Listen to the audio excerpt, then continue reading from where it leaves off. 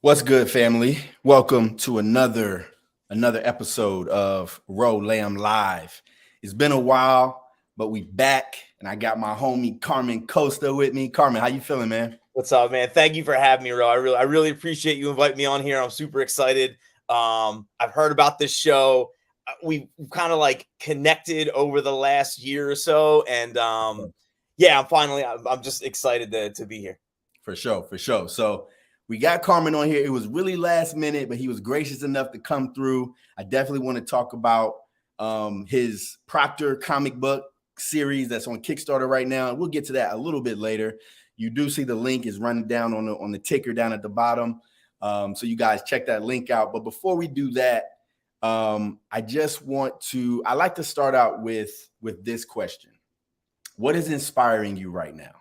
What are you reading? What are you watching? What are you listening to? It could be anything. What's getting the creative juices going for you right now? Okay, so I'm strangely enough, even though I write comics, I'm a music head first. So there are two artists right now. There's a band from Boston called Driveways. They're like a hardcore pop punk band, but they're amazing. They're one part inspiration for a lot of what I'm doing. And then another guy by the name of La Russell, who he's a rapper out of the Bay Area. That kid, like, I hear people of my age. So I'm 39, and I hear people my age and older, and even people younger than me. Like as a high school English teacher for 15 years, students I would teach would talk to me about how like there isn't any good music anymore, and I feel like some of the best, most inspiring music that's happening, period, is happening right now. It's harder to find because of everything else, all the other noise. But yeah, those are the two artists that are like living real big in my world right now. There's a band called Arm's Length that I love. So, those are probably like the big three. I feel bad because I'm sure I'm leaving somebody out, but musically, that's where my head's at. From an entertainment standpoint, I just finished watching The Gentleman on Netflix. Okay. I'm a Guy Ritchie junkie. Yes. So Snatch. Oh my God. Yeah. Let's go. Yo, sausages. You said 5 minutes, right? Yes. It's perfect. Yeah. So any of that I'm into. And then as far as comics are concerned, right now, something that I just finished that it's not done yet, but Hickman is on a run called Gods for Marvel. Hickman's doing everything for them right now. Yeah. But he's a monster, by the way. Monster. Every time I read something of his, I'm going to school. Like I'm just like, this is the guy. I know everybody has their other things that they love. He's my guy. So him writing Gods is probably one of my favorite like mainstream things, even though that story is like a new sort of narrative. So that's probably like the mainstream title that I love. And then as far as indies are concerned, I just finished Beauty, which was good. All 6 volumes. That was Image. It came out like they stopped because of the pandemic, but it's like if getting a venereal disease made you beautiful. Oh, okay. And then like what pharmaceutical companies would do to sort of make sure the disease would stick around, or it's that whole like treatment versus cure conspiracy theory type thing. So I was reading that. James Tinian's Deviant is unbelievable. Another monster. Unreal. The last page of every single one of those issues, I'm just like, I don't smoke, but I feel like I need a cigarette at the end of each one of those issues. So those are the big ones. Some stuff that I want to finish and haven't had a chance to, Remender Sacrificers, which is just really unique. It's just a unique story. I love the art.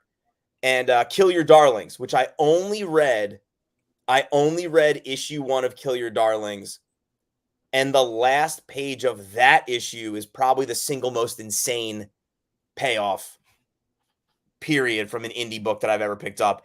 And it was so wild that I was like, I'm just waiting for the trade. I'm just not, I couldn't bring myself to like wait for the books. Yeah. So that's where I'm at, like, as far as inspiration and stuff is concerned. Wow, that's incredible. Real quick on Kill Your Darlings. Kill Your Darlings was very interesting for me because when I first started to read it, I felt like, this is not really my kind of book. But then as I continued to read, I was like, maybe it is my kind of book. Maybe it's one of them ones. So I'm definitely enjoying that. Sacrifices is also good.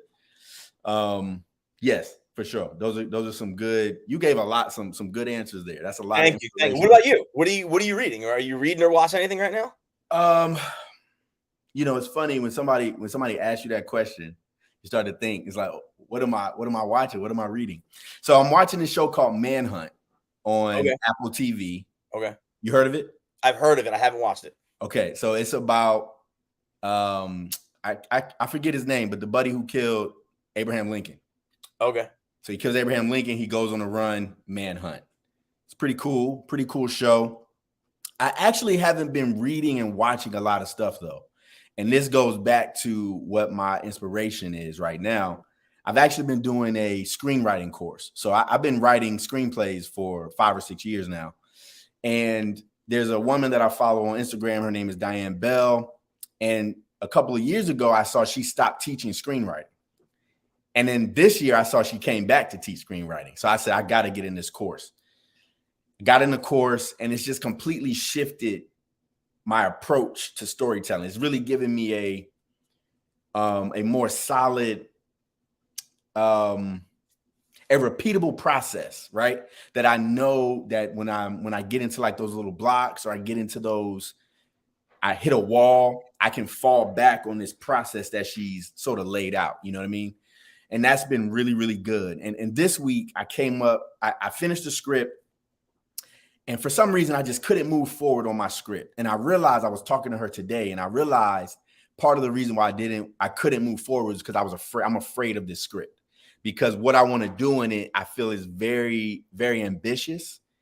And I don't know if I'm really ready to do it. You know what I'm saying?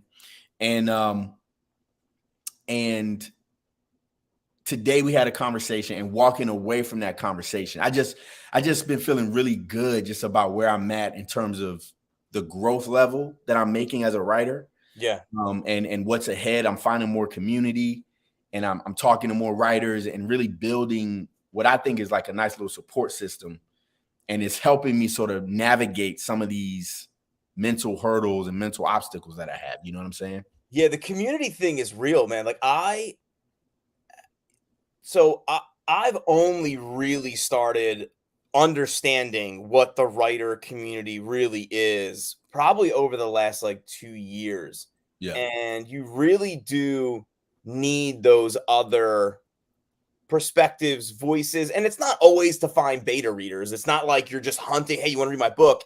It's just more about like having conversations about what you want to do, conflict, character, thematic development. It's like those big things that we all probably should have paid attention to in English class, right? Like how do we make a round character? What does conflict look like? You know what I mean? Like, right. And we kind of get away from that for so long. And it's not like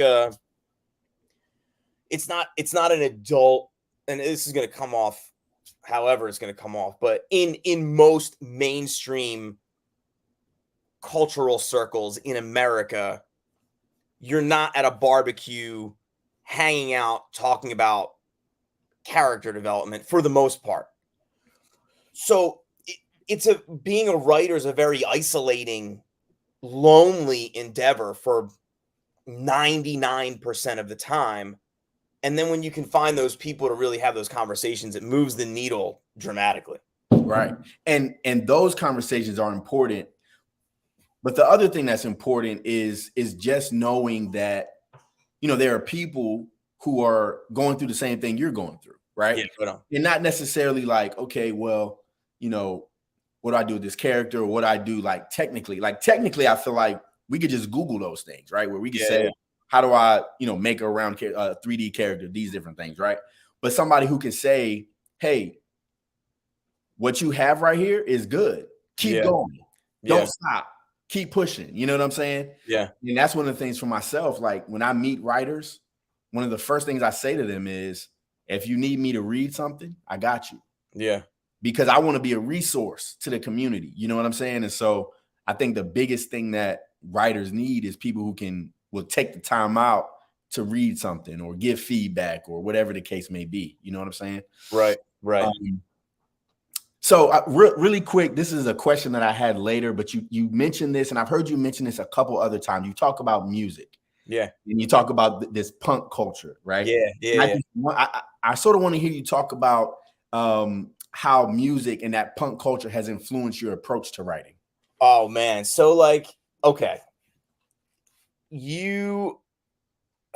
Henry Rollins has a book called Get in the Van, and it's about him joining Black Flag, and it's really like punk rock in general is like wanting to do it yourself. Like you look at somebody doing something and you're like, I want to try that and I want to do that. And the beauty of punk rock is like someone will give you the microphone.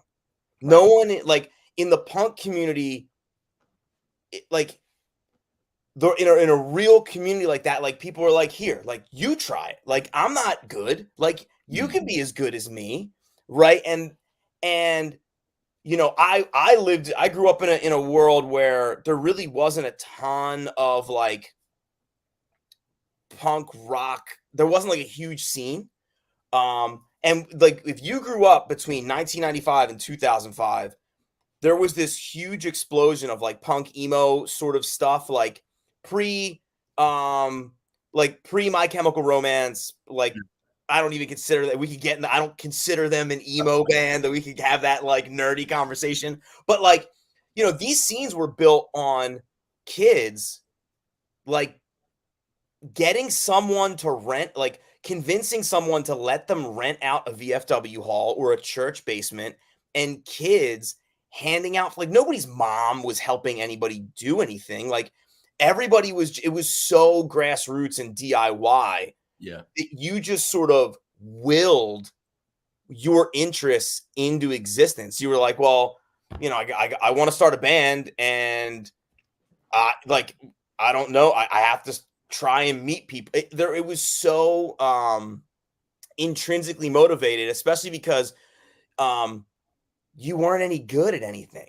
Like that's the other thing that was important. Like you're not a good, for the most part. Like I knew the music I was making wasn't going to make me famous. I knew the music that I was making wasn't good in most circles. Now, eventually I go to college. I don't have a band. I pick up an acoustic guitar, and I eventually find myself licensing a deal with MTV as a singer-songwriter, getting on the radio, finding myself in meetings at Atlantic Records, in those circles. And that's because I had a great manager and a great support system that eventually you built. Like my whole life, I've just been handing out flyers, like just constantly. And I think that is the ethos to the punk rock culture, where no one is ever really flexing on anybody. Everyone's just happy to be a part of this thing because they can't be a part of it anywhere else. Yeah. You know what I mean? And I think that's very interesting. Even as you were talking, I feel like there's some parallels with hip hop, although hip hop does like to flex on people, and hip hop does.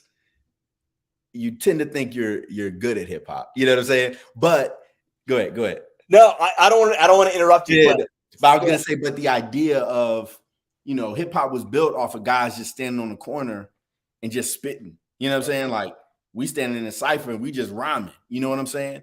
And that idea of saying like, look, like you try it. You know what I'm saying? Or we don't have instruments in school, so we're gonna figure out how to. You know what I'm saying? We're gonna figure out how to make our own music. Like that. I heard you use this phrase in another interview. That bootstrapping it. You know what I'm saying? Like saying, look, I see what they doing over there. I'm gonna do it myself. You know what I'm saying? Yeah. Like Um, my cousin introduced me to rock music, and he grew up in Northeast Philly. So he introduced me to rock music, like Rage Against the Machine and Oasis and Bush and that grunge stuff. And when I was like, when he was in like 8th, 9th grade. yeah. And I would visit him over the summers and he would visit us. And eventually he shows back up and like his pants are super baggy. He's like spray painting everywhere. And he's Yeah. in love with Mos Def and Wow. Black Star. Yeah. And so I got into that, like, who am I to say this? But I got into like that underground hip hop cult. I consider it like underground conscious. Yeah, no, yeah, Right? for sure. Yeah. So that I got into that like junior year, senior of high school. And I'll never forget there's a character that will show up in Proctor who will become a very important character whose his blueprints are built on a guy that we used to hang out with in high school. He hip hop dude, like just through and through. And he came to our band practice once and he started like up rocking and top rocking and I was just like, this is the coolest thing. I don't even want to be in a band anymore. Like this is the coolest thing. Like I've always just been obsessed with culture, right? So he like right before I left for college, we went and they're super like kind of cringy now to the point where it's like it's embarrassing to say, but I have to for the sake of the story. We went and saw the Black Eyed Peas before Fergie when they were touring on Joints and Jam. Wow. And we went into Philly and I just remember like it was just all b-boy culture. Like the whole show, there was only like 800 people at the show. It was a super small room. And I love that. I go away to college and there was this thing at Rutgers, New Brunswick called Dance Marathon. You had to stay up for 24 hours. It was to raise money. And I'm there and these breakers show up. Wow. And I'm obsessed. Next day, it's over. I go to Subway to buy a sandwich, and a guy that was breaking is making the sandwich, right? Another college kid. And I'm like, yo, were you at Dance Marathon? Because that's how I am. I'm just going to talk to you. Like, that's just how it works. And we started talking. He's like, yeah. He's like, well, we like get together for sessions. You should come by. And like literally a week later, I am Were you breakdancing? I can up rock, top rock a little. Okay. I'm not doing anything crazy. Okay. I feel like maybe on a great day. On a great day. Okay. I'm not terrible. Okay, great. That's how I'll say that. That's how I'll create. You know what I mean? That's perfect. But I've just always been in love with, because you're right, like hip hop and punk rock are like, there's a reason why like Mos Def, I watched an interview, like also likes the Bad Brains. Like because especially the hardcore scene, and to speak to Mos Def or any of those rappers, like you kind of knew you were never going to be famous. Like there was a different reason for why you were creating your art. For sure. Because you were looking at the radio, and eventually, thankfully, some of the like, Talib Kweli eventually gets on the radio with like Get By and it gets popular. Common gets popular. The Roots are finally popular. Right. But like you knew that you're like, well, I'm not 50 Cent. Like I'm not in G Unit. And those are the guys that are moving millions of records. Right. So I've always been obsessed with the culture that's kind of just pushing in its own way for itself, by itself, with very little help. Yeah. So this question is going to switch gears for us a little bit. Yeah. But I remember the first time I heard you say this, and I want you to talk about what this phrase means to you. I don't want to die without any scars. Yeah. I've heard you say that multiple times, and I just think that's so profound. What does that mean to you? We only get one go at this whole thing. Yeah. And how old are you? I'm 37. All right. So same generation, right? Like we grew up, there were rules. Like if you want to be, I don't know. There's that American dream, like work hard, get a job, get married, have kids. Like this is the path to the thing. For sure. And older people are always kind of giving you this advice. And the older I got, the more I started to realize that it was kind of a scam. Like it's just not true. Like most of the advice that you get is built on foundations and lives that you don't want to live anyway. Yeah. Yeah. So I took a minute and I just realized, like, you know, I'm going to do this on my terms. And at some point in time, I'm going to be 70, 80, 90 years old. And I'm either going to look back and have a ton of money in the bank, whatever that even means, right? I'll have money in the bank, but like, I won't have any great stories, or I'll have a lot less money in the bank, but a ton of good stories and a ton of things I did on my own terms. And you know what, man? Like, if I get hurt from it, it's on my terms. It's my journey. It's not somebody telling me what to do so that when I'm 60, I have this thing that I don't really want anyway. You know what I mean? Yeah. So for me, that saying is just like, you're gonna take your lumps, man, and that's okay. Like it's okay to go in the ground with some scars, as long as they're you did them, you earned them the right way. Like that scene from Jaws when they're all bragging around the table and they're like pulling up their shirts and like, like that is always living in my brain. Yeah. Yeah. Right. Because you can't take that moment away from those men. There are stories that are built around, and nobody can take those away from you. And then meanwhile, you know, there's probably a bunch of people back on land and they spend every single day looking at the ocean. And they're going to blink and they're going to be 90 and they're going to have never, you know, set foot on a boat. And I just don't want to be that guy. Yeah. Yeah. What's a scar you're proud of? Oh man. So, oh God, that's a great question. Biggest scar I'm proud of is probably not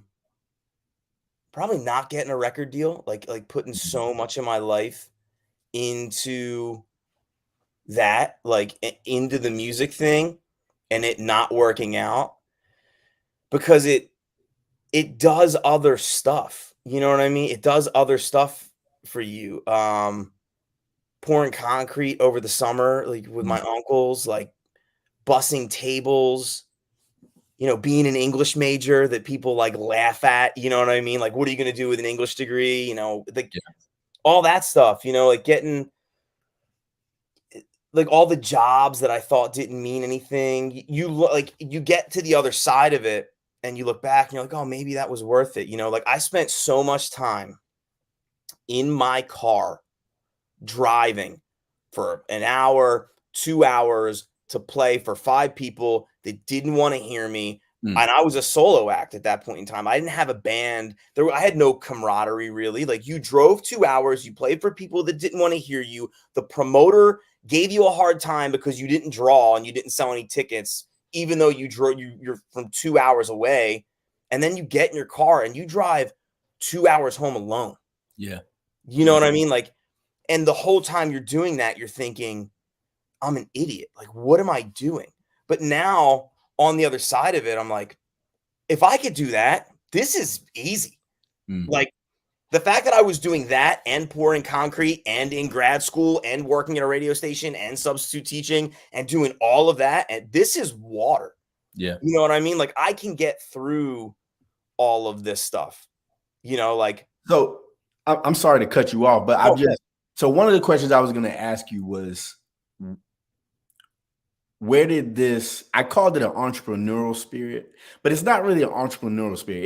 It's something else. And that's what drew me to you when I first found your page. I'm like, yo, there's something, I want to use the word like primal. It was like primal, like it's just like this passion that you just exude. And it's this spirit, it's like this heart. Like, how did you build that? Like, how did you go from, because I don't think that just happens overnight where you say, I'm gonna drive and play for 5 people, then I'm gonna drive home. And like, how did you build that? Where did that come from? There are 2 things. First thing, I grew up poor and my mom said no a lot. And my parents, like some people's parents would, I've heard like people talk about their parents in interviews or whatever. And they're like, my parents were always like positive and champion me. I never knew how poor I knew for the most part. Like I heard no a lot. We can't afford it. There's always somebody out there better than you. Like it was never, and look at like growing up in it, it kind of sucked. And, you know, looking back, and there's a reason why Sam's mom is built the way she, this is a book. I'm very passionate about Proctor. I'm very passionate. We go get into Proctor. Yeah, so the family, like the family dynamic is important. And, you know, you can, you know, for a long time, I was very upset with all the things I wasn't allowed to do. But then I've realized like that fed my curiosity. I think that gave me, I didn't get along with my mom at all because of it. But the more I heard no, the more I asked why. And the more I just couldn't wait to be able to do something on my own terms. Like, okay, you're not going to, you know, I had a job at 13 because my mom just refused to buy me like school clothes. Wow. She's like, you're just going to wear hand-me-downs. Like, that's it. Or we're going to go to Kmart and you're going to buy, you know, you're going to wear these jeans that we can get on sale and they don't fit right. And I don't care, you know, but the minute I got my money out and I have my paycheck from my job, I was like, all right, I'm going to, you know, I'm going to not show you, but I'm going to do that. Also, I'm 5'5". Okay. I'm a little guy. Okay. You get ignored a lot when you're a little, like, and I'm slowly, my therapist will probably be like, this is, you know, we're unpacking all that. But there's this like, you know, you're the smallest guy at every event. You're always picked last. Like I wasn't all my friends were great athletes. The town I'm from, nothing but monster athletes. And where you from? Paulsboro. So okay. Like, we had like a really great wrestling and football program for a very, very long time. And you don't matter at all. And that's like I'm not mad about it. You know, I don't even think I was mad about it then. It was just like, it just was what it was. Right, and it just fed my interest in like other things, you know, and eventually you just take your lumps, you take your scars of like, this didn't work, that didn't work, this didn't work. And eventually when something does land or something does work, or, you know, you're in a punk band in high school and someone likes it who you didn't think would like it, or something like the minute something lands right on their terms, right? They don't like it because it's me. They like it because they like it. The minute somebody looks at something that you do and they don't know that you did it, like they don't know it's you, and they look at something and they're like, that's dope, or that's funny, or it was whatever I could get from, and it just kind of built the thing. Yeah. So I think that's where that comes from, like the no and the curiosity, and then the just not being able to do the thing that everybody else was doing for one reason or another. Yeah. And then me finding a way to sort of get there. You know what I mean? For sure. So yeah, that's how that sort of shaped me, I think. Word. Well, let's get into Proctor now. What is Proctor? What's the pitch for Proctor? All right, so imagine if your favorite demon hunter or vampire slayer had a drinking problem and an unhealthy relationship with her mom. Okay. So that is the foundation that the story is built upon. The protagonist's name is Samantha Hale. Her mother's a famous witch. Her dad was a famous hunter. Her dad dies of cancer. So she is raised by a single mom and is kind of a mess for her whole life. She goes away to college and majors in art history and graduates and can't get a job. And she doesn't want to move back in with her mom because her mom could just marry her off and she could just join her mother's coven if she wanted to. But she doesn't want to do that because that's not on her terms. She can't find a job. So she's like, well, my dad was a demon hunter. I can do these things. I've been groomed a bit, in one way or another. So, I guess I'll just be a demon hunter. And like her life isn't great. It's a very, I don't know, New Jersey life, I feel like, I'm not saying that I love my life in New Jersey, but it's a very, she's not famous. She's not amazing at what she does. She lives in an apartment complex. She's probably like middle class if she were to do her taxes, Mm-hmm. Mom finds an ancient staff that her dad hid before he died, and calamity ensues because that staff is also desired by one of the most powerful warlocks in the world, and that starts our chase across the globe. Yeah. And as we mentioned before, issue 2 is on Kickstarter right now. So, and I saw you really make a statement about this. You can get issues 1 and 2 on this campaign. Correct. So definitely hit that link and check that out. What makes you so passionate about this story, Proctor? So this book, this story is a love letter to, I feel like my generation, the scene I grew up in. It's a message to parents in general. It's a conversation about trauma and loss. It means so much to me because I feel like a lot of people in our generation, again, were told that there were certain things that you should do and rules, and every adult had it figured out. And then you start going to funerals and nobody has answers anymore.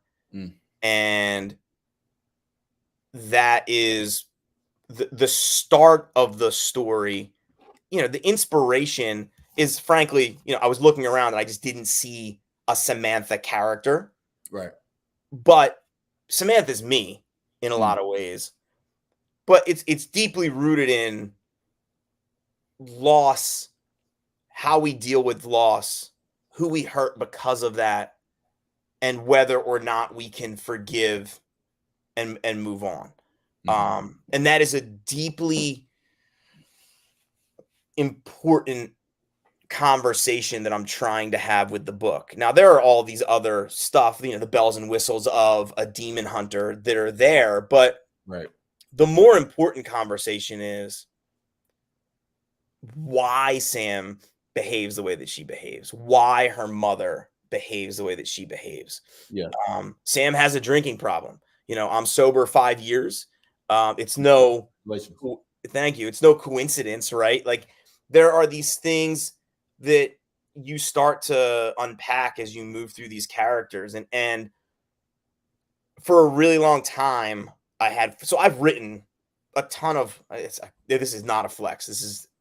I have a lot of unpublished books. That's what I'll say, right? Like, it's not like I wrote a bunch of books. It's like, I wrote a bunch of books that nobody's read and nobody cares about, right? So, I'm writing these books and telling all these different sorts of stories, but I've had these friends in my life who have read some of these things, and there have been many conversations that I've had where people are like, why don't you write about this thing? Like, why don't you do this? And I could never figure out how to do it, because I didn't want to write about me. I wanted to write about the state of things, I guess I'll say, and use myself and people that I love dearly as the tools to sort of navigate all of it. Right. And eventually you start seeing the things that line up and start making sense. Again, it was like Halloween. I think we were watching Buffy or something, and I just remember thinking, like, I don't know anybody like this character. And then like looking like I like supernatural stuff, and just never seeing someone who's like a mess like Sam is a mess. Right. She doesn't make a deal with the devil. This isn't an origin story. She wasn't a princess. She doesn't learn anything about her abilities. She just should technically on paper be good at stuff, and she's not because life sucks sometimes. And I really wanted to sort of explore that, like this idea that like it's okay to have struggles, and it's okay to be average, and it's okay to be a mess in your 20s when everybody else has it figured out. And I wanted to tell that story. I didn't want it to be a high school story. I wanted it to be for the 20 somethings up through our age group. I also think though that if high schoolers read this book, hopefully it provides them with a little bit of perspective. I don't think anything will miss. I think everything will still land, if that makes sense. Yeah, for sure. Yeah, I think it's interesting. One of the questions I was going to ask you was, the importance of, telling a story that is heavily inspired by life, right? Because I heard you say, you said Sam is you, but you also said like, it's like the women that you grew up with. Yeah. You know what I'm saying? Yeah. And I was going to ask about that, but what I think is interesting is I think that happens whether we like it or not, whether we want it to or not. I remember, so my story, Scarlet Ranger, it's a superhero story. So I was at the gas station. Let me tell the story. I was at the gas station, go ahead. and I'm putting gas in the car. Guy walks up. He sees comic books in the car. Older man sees comic books in my car and says, what's that? I said, it's a comic book I wrote. So he says, what's it about? So I said, well, it's a story about a young man who inherits the title of Scarlet Ranger from his grandfather. Woo, go through my pitch. So we continue to talk. He says, that sounds cool. I think he might have bought a couple. Then he says, I like this car. I said, yeah, it's a Dodge Charger. It's pretty old. And he said, oh, where'd you get it? I said, it was actually my grandfather's. He said, oh, interesting. It's like, just like your comic book. And I hadn't thought about that. My grandfather I got the car because my grandfather passed away. And my mom was like, hey, go ahead and take the car. Y'all need a second car. Go ahead and take it. So I said, cool. So I'm standing in the gas station and he says, it's just like your book. And I didn't even recognize the how closely it resembles my life. And as artists would work on my book, they would say, oh, I'm getting to know you even better as I'm reading this book. And I'm like, yo, that's crazy. Like, I didn't mean to do that. Yeah. But somehow, some way, if we really are doing it for real, I think who we are and our experiences and the world that we live in seeps into the stories. You know what I'm saying? So is that something that you do intentionally, or do you think that it's something that just happens? I think it's a little bit of both. Like, I think there are some, it gets dangerous though, I'll say, because sometimes you try and shoehorn too much of who you are into the story and it does not belong there. Yeah. So I think one of the reasons why, and I'm like kind of unpacking this a little bit now too, like as we're talking about this, I think one of the reasons why it's a female lead and not a male lead is it's easier to distance myself. Yeah, you need that separation. It gives you like great separation. Yeah. But also I just didn't see that woman that young. Like I see her everywhere in my life. You know what I mean? Like I studied abroad in Italy for 2 months when I was in college, and like elements of the girls that I hung out with are in Sam. My wife, I married the love of my life for a reason, right? Like, and it's there are things that she says and she does, and it's just in my mind, and this is all just emotional, right? It's just beautiful the way that she navigates things sometimes, and it's a mess. Like we have this joke where, like, to be honest with you, if you look at me and you look at her, I said, like, I married like a 13-year-old boy and she married like a 70-year-old woman. Like because I'm probably a little bit more like, if you're gonna go upstairs, take something up there with you. There's too much mess down here. You know what I mean? Like that's kind of what it is. But like it's just I love everything about it, right? So I just every other a lot of other females and a lot of these leadership roles or protagonist roles, we don't give them maybe the grace that we give like a John Constantine. You know what I mean? Like we don't they're always just, I think we're and it's going to come off like, who am I to write a female character? Because I know that is living in the milieu of writing at this point in time, right? But I just have really funny women that I've been around my whole life, and I would like to see some of those jokes and some of those personalities in a story. So I'm just going to write it. Yeah. And I had someone read the book, because this was a 300-page book that I sort of chopped down into a comic. I had someone read the book, and initially this was like the first rough drafts of Samantha Hale. She said, I don't know. I don't think that her voice is like, I don't know anybody like Sam. And I had this like moment of crisis where I was like, okay, do I cave? And like, okay, maybe this isn't authentic. Like maybe this isn't, maybe this isn't, I mean, who am I to sort of create this voice? Do I have the right to create? And then like I came home and my wife said something. I was like, we're good. Like, you know what I mean? Like, thank you for the feedback. It is valuable feedback. I do have to make sure that I am careful and I'm listening to people, and I get all that. But like, this voice is real. Like, because I hear it, like there are things. Here's something that is in the book that's like, that I this was intentional. So I go into and this is the short story. This story leads to the reason why I made the decision. I go into the teacher's lounge one day, and we're just talking about like in like a luncheon, and one of my colleagues says something kind of like, I hate luncheons, they just give me anxiety. And I was like, why? She said, because I'm just always worried about how much food I put on my plate, and I always worry that like people are like judging me. And I was like, yo, I've never ever cared about that. Like, ever. If anything, as a guy, it's always like cool to put as much food as you can. Like, how much am I going to eat? You know what I mean? And then like, I'm listening to this woman kind of share that experience almost in passing. And that's why one of the reasons why Sam eats so much in the book. Like, in almost every issue, she's going to be eating something.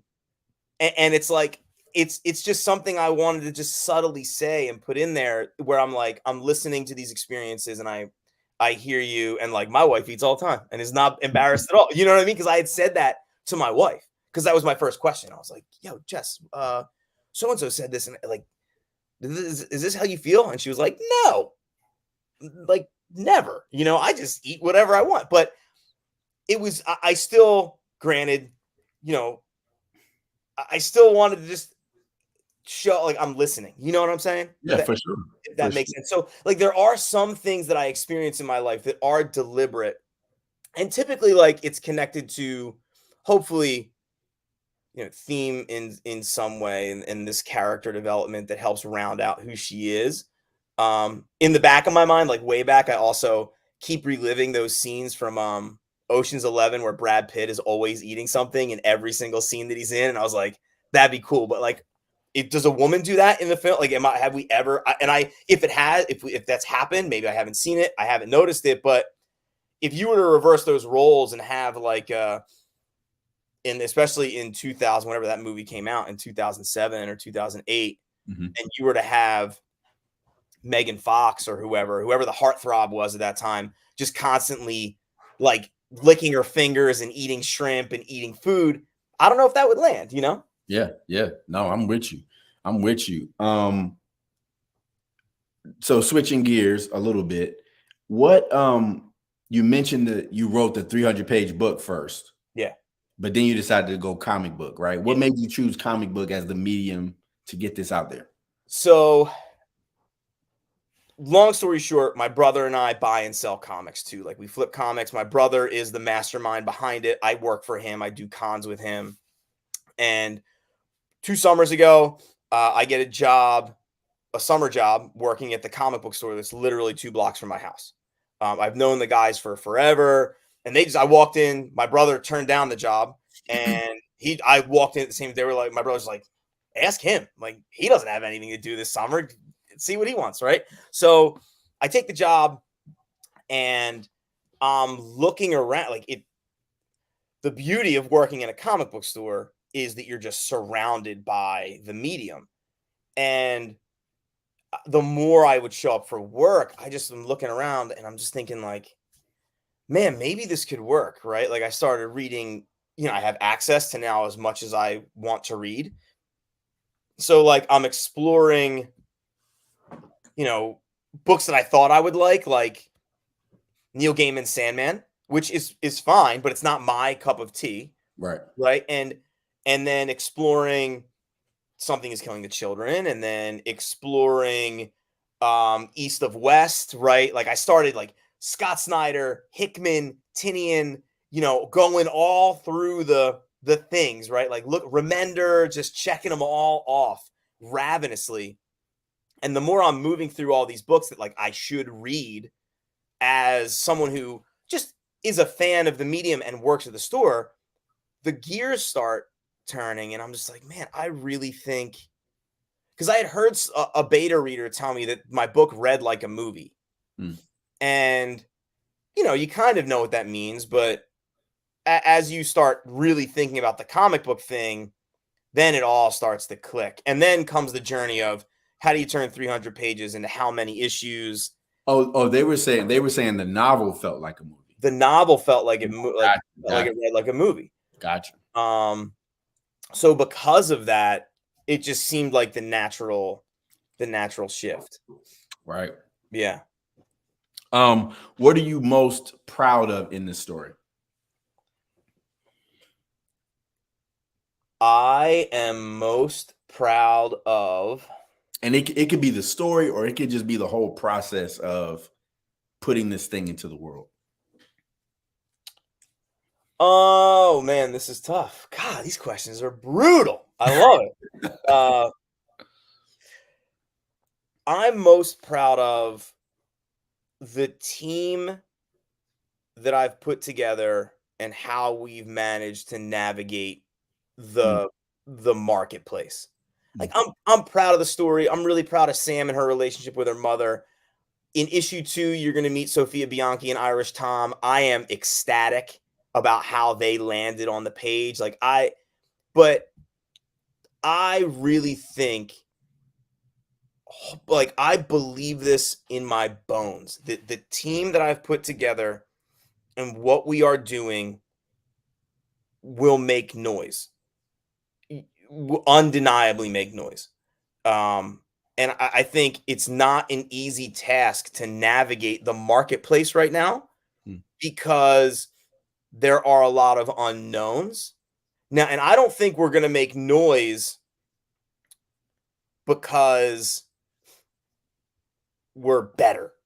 I think we're going to make noise because the marketplace is wide open. And I think we will capitalize on our opportunity to make noise where even indie publishers, your Marvel and your DC, they just consistently drop the ball. And I just think that, and I'm very proud of the conversations that we're having to attack the marketplace in kind of new and creative ways, especially with, I have my book in a skate shop in Philly. That's not on accident, right?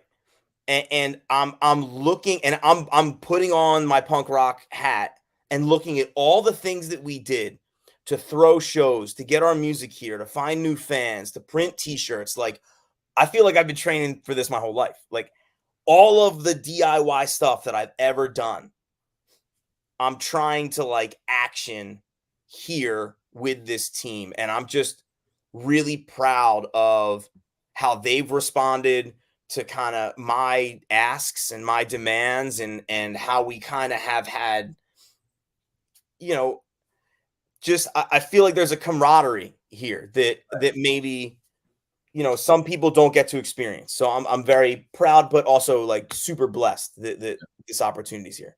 For sure. And that brings me to, that's a nice segue into this next question.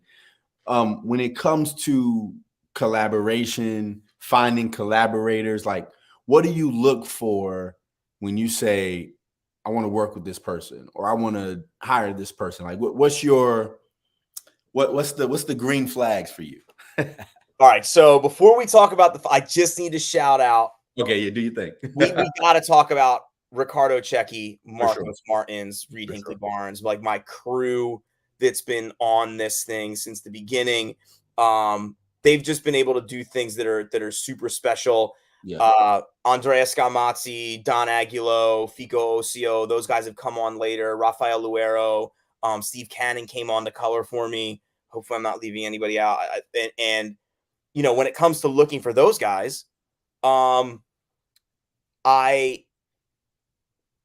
okay, so this, we have to start here. I think you have to know what you love as a writer, because you're inviting people to play in your sandbox, and you owe it to them to communicate as effectively as you possibly can to execute, right? And if they can't, or if they don't, that's your fault, right? Like I take ownership of that. That's my fault for not communicating my expectations effectively. So how do you communicate those expectations? You pay attention to the green flags, right? You go, okay. And this is why I'm like a culture genre junkie. Some people like turn their noses up at genre. They're like, who cares what you call? Who cares if this is Midwest emo or screamo or pop punk or hardcore pop punk or Right. is this conscious hip hop or rap? I love it because it gives me rules. And when I have rules, I can say, listen, I need you to turn down the volume on this thing Right. that you're doing and turn the volume up here. And a lot of that came from just reading a ton, right? Like the more you experience all these other artists, like my Michael Jordan artist right now is Jimenez. You know, his work on Batman is I am 12 years old again. When I am holding a Jimenez Batman book, I'm just like, and the color work, I'm just like flipping through the pages and just completely locked in. So I look at that and I'm like, okay, if I'm going to ask anybody to draw anything for me, my expectations for interior pages, not for covers, because that's a whole other conversation, right? Like that's a whole different thing that people who don't do it don't understand. Like my interior expectations are like, okay, Jimenez, Dragota, Scalera, those are my big ones. I say Rod Rice all the time. I just don't think there's another Rod Rice. He's just so I keep on. I'm like, dude, please do a cover for me, man. Like, what do you, like? I almost at New York Comic Con was like, how much do you want, man? Like, I will figure it out, you know? So just knowing like what you love and communicating that to people is really, really important. So my green flags right now are the artists that I love, and then being able to have honest conversations about creators and saying like, hey, can you do this? Yeah. Come close to it. Or something that I eventually learned is moving through their Instagram and then looking for the art that I have no idea why that thumbs up there is there, but moving through the Instagram pages and like looking for maybe some artwork that they've shared and be like, hey, I need you to do that on everything. Right. You know what I mean? Like, can you do that on everything? And if you can't, that's fine. But then I can't move forward. You know what I mean? Yeah. So that's like seeing who can do what I love the closest. And now, like, I'm very fortunate to, I can say like Ricardo Checky is I love like, he's one of my favorite artists now, which is, I'm very fortunate that I can kind of like, this guy's willing to work on my book now. It's a huge privilege. Yeah, absolutely. Absolutely. This is what I want to say about the collaborators. Just to piggyback off what you said, I think talent is very important, but I think there's something outside of talent that's necessary as well, and that's just being able to talk to that person. You know what I'm saying? Because inevitably there's gonna be that moment where it's like, hey, I mean, even if you got Jimenez on a book, right? And you write something, he draws it, and you're like, yeah, no, this is great art. I'm seeing it like this, though. You know what I'm saying? Yeah, like, you want to be able to have that conversation, and it's like, okay, we respect each other enough to see where we coming from and then move forward. You know what I'm saying? I've been in situations where there wasn't a lot of respect between us, and it was difficult to communicate. Like, we're both talented, but you want your way, I want it my way. Yeah. And we not budget. You know what I'm saying? So it's like finding those relationships that it's not just about the talent piece, but it's also about, can we do this together? You know what I'm saying? Can we navigate the disagreements or the opposite points of views, you know what I'm saying, and continue to move forward? And it's almost trusting that, look, I want the best for this project. And the difficult thing about that for indies is once I pay you, right? Yeah. It's like, okay, I'm paying you to do this though. Like, we're not creating this together. I'm paying you to do it. You know what I mean? Yeah. But that's one of the things when I write my scripts, I put a little note at the top and I say, hey, everything you see here is suggestion. If you think there's a better way to do it, let's talk about it. Let's discuss it. You know what I'm saying? Because if I'm paying you, I gotta trust your expertise. You know what I mean? And I think you have to feel that out in the marketplace. Like there's, and this isn't to knock other people's work, but it's, in some instances, it becomes very apparent that the product is a little messy. And I think maybe that's because the relationship they weren't on the same page. You know what I mean? And that, I feel like you see that with like, the easiest tell is probably like dialogue and word balloons, where you have dialogue and you're like, I need this much space on this page.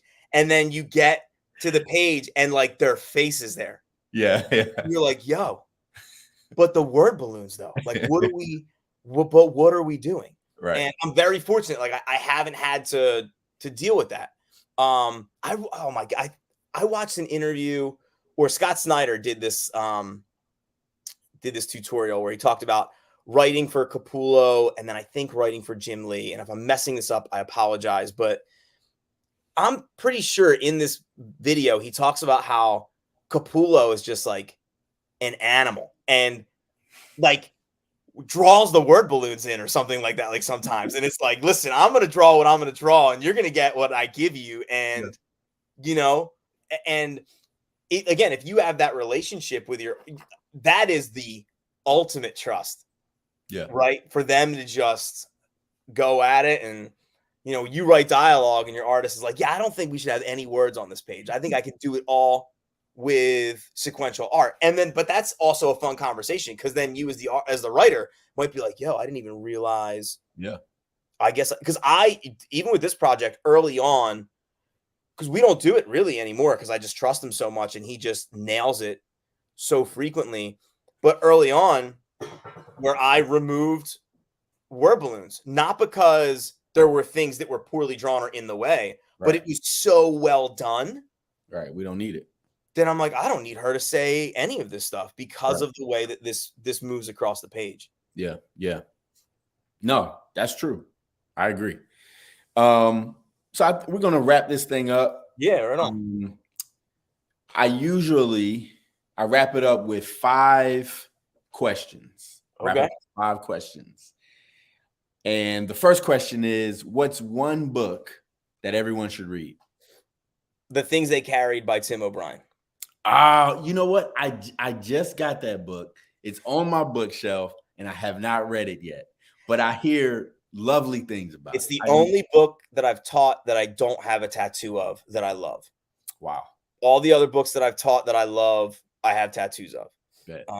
Yeah, but that's the one. And I think aside from Tim O'Brien's The Things They Carried, number one, close second is Moby Dick, but you need a lot of time and a lot of patience. Yeah, And I never tried Moby Dick. Listen, it's a rough go, but I love it. But yeah, I think The Things They Carried, it's I think it says a lot that like I tattoo the books on me and I can't figure out what I want and I don't want to ruin it. You know what I mean? Yeah. Okay. I had to move that up on my TBR. What is, I'm gonna go here. What's one word you want your legacy to be described as? Passionate. Okay. What's one thing you would change about your creative journey?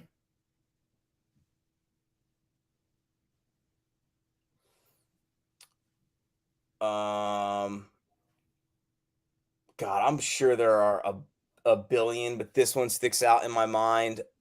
When I was in high school, I bought like this really, really tacky, like plexiglass guitar from a company that was terrible. And I should have just bought like a Fender Stratocaster, and I didn't because I was a gullible 14-year-old. Everything else I'm super proud of, and I've earned. I don't want to go in the ground without any scars. I'll take it all. Let's go. What is one piece of advice that you would give your younger self?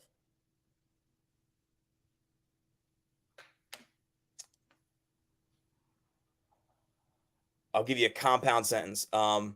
It's okay, comma, just keep going. Bet. And then the last question, what's one thing that you want everyone who sees or hears this to know?